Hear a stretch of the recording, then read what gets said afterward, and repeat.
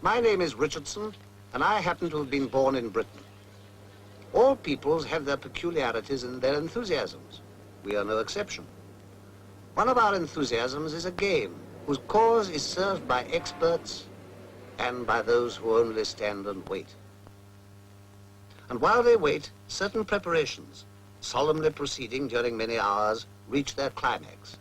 For this is Lord's, deeply rooted in tradition and in the ritual tradition brings, where until the proper time, no man may enter unless he have some special access. Well, on this occasion, I have some special access. My name's Arlott, John Arlott, and later on I'll be telling you something about the match. In the meantime, out comes the old country land measure. 22 yards, 4 rods, poles or perches, 1 chain, the length of a cricket pitch. They're measuring out the wicket, and that is something of a ritual, as a matter of fact. It takes many hours of skillful work over many months to prepare a first-class wicket, and that's just what this is, the special test wicket, a very revered patch of English turf plumb in line with the pavilion door. The test wicket of all test wickets, when at Lord's England plays Australia, and when that happens, everything has to be just so, to start with anyway. And while they've been working, the crowds have been gathering, soon to grow to something like 30,000 people, to say nothing of those who have to stay at home and listen on the radio to people like me. 30,000 people and many millions throughout the world did but time and geography allow. This game called cricket had its origin in quiet places and lives on in equally quiet places, deep in the hearts of those who love it. What is it about this unobtrusive game? What is its magic? For magic it must surely be that makes men sit and watch and dream of past occasions and of wistful yearnings never quite fulfilled. Magic it is that makes the hush when captains meet. The wicket is inspected and another test begins.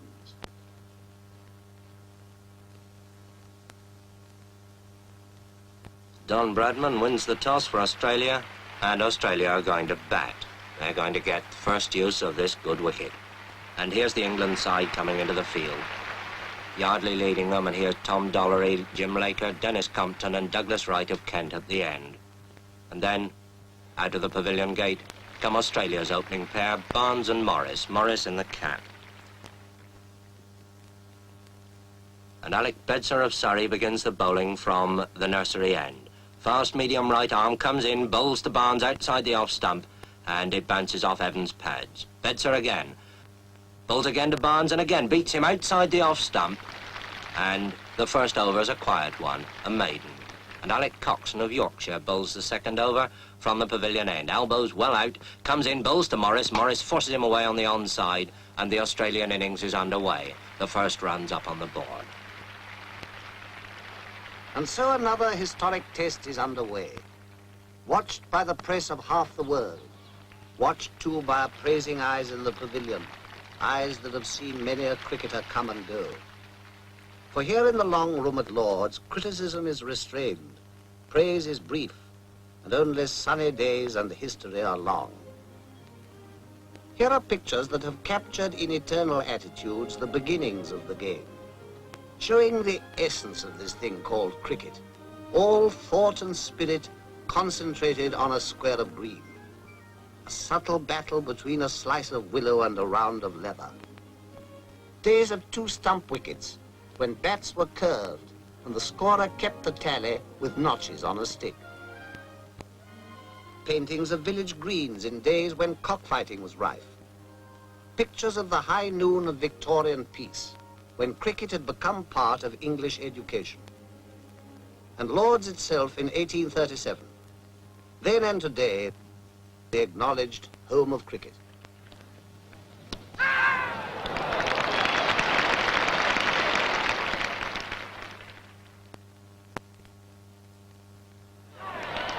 Australia's innings has come to a close.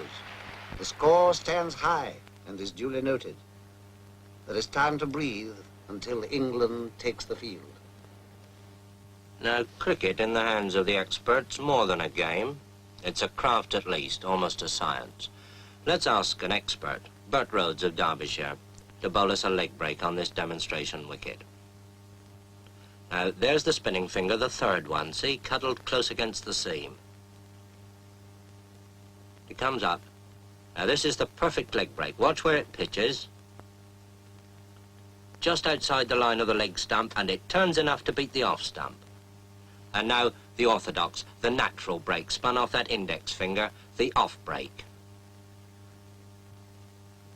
And this pitches, watch it, outside the line of the off stump, and it beats the leg stump. Now, that's the right arm bowler's orthodox weapon. Let's see how the batsman copes with it. As the ball comes down to him, turning into him, well, all right, he just lets it hit the bat. And that's why short-leg fieldsmen were born. Well, perhaps attack's the best method of defense. Down comes that off break again, and the batsman hooks it hard and high over those short-leg fieldsmen, but not over deep square leg. There is a way of doing it, of course, over the ball as it moves into you, and push it away along the ground, as Edrich does this ball from Lindwall, playing it to Barnes. When England are 27 for 1, which is nothing for Englishmen to be very happy about, and Ray Lindwall is bowling at full speed to Hutton. That ball's well up term, and he pushes it away past mid-off for a comfortable 2. Bradman moves round those hungry Australian slip fieldsmen, and Lindwall, in one of the finest spells of fast bowling seen in England since Larwood, bowls again, this time to Edrich, and Edrich pushes him away out into the covers, quite safely.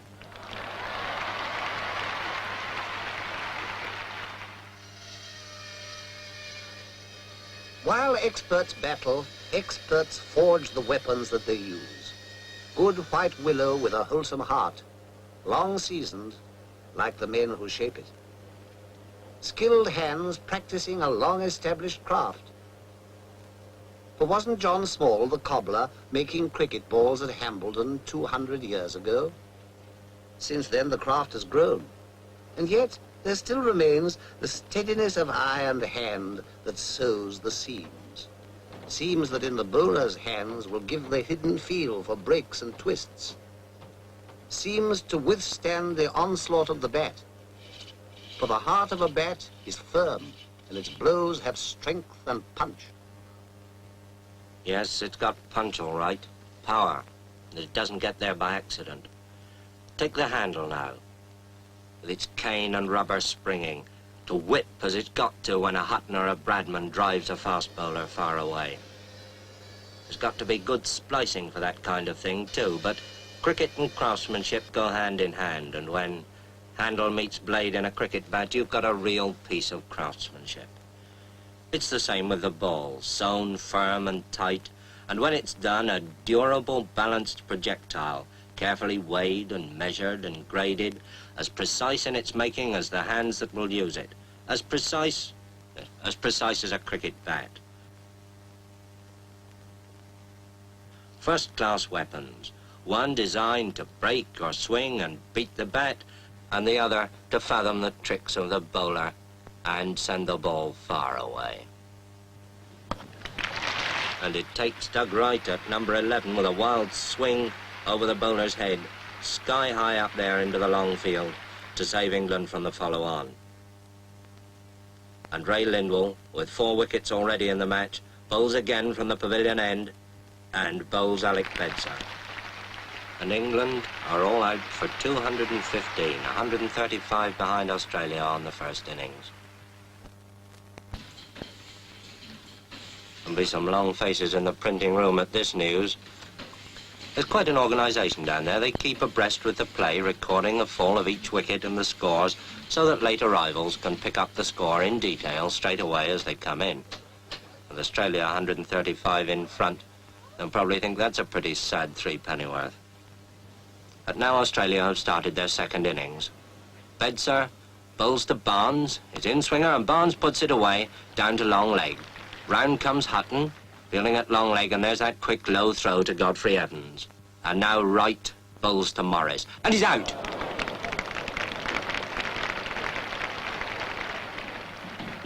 When a wicket falls or a hit is made, those behind the scenes spring into action. What they record will go speeding over land and ocean. When a batsman strikes, the whole world outside will want to know the score.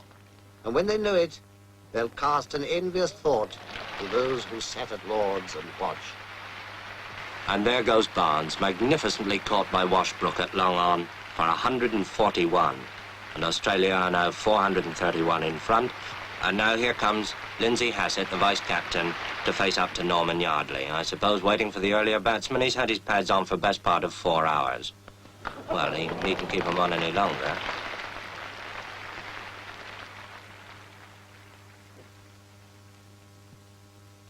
Meanwhile, the Don bats on. Don Bradman, on his last test tour and playing his last test innings at Lord's. Don Bradman, the pride of Australia and the despair of England. But whichever side one favours, who can but acclaim a master?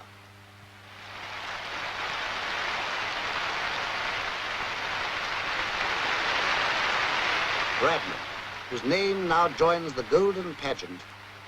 And it is a golden pageant. Let's look at just a few of them. Silver Billy Beldam of Hambledon, who in the 1780s became the first great batsman. William Lillywhite, the nonpareil, the man who changed bowling from underarm to round arm.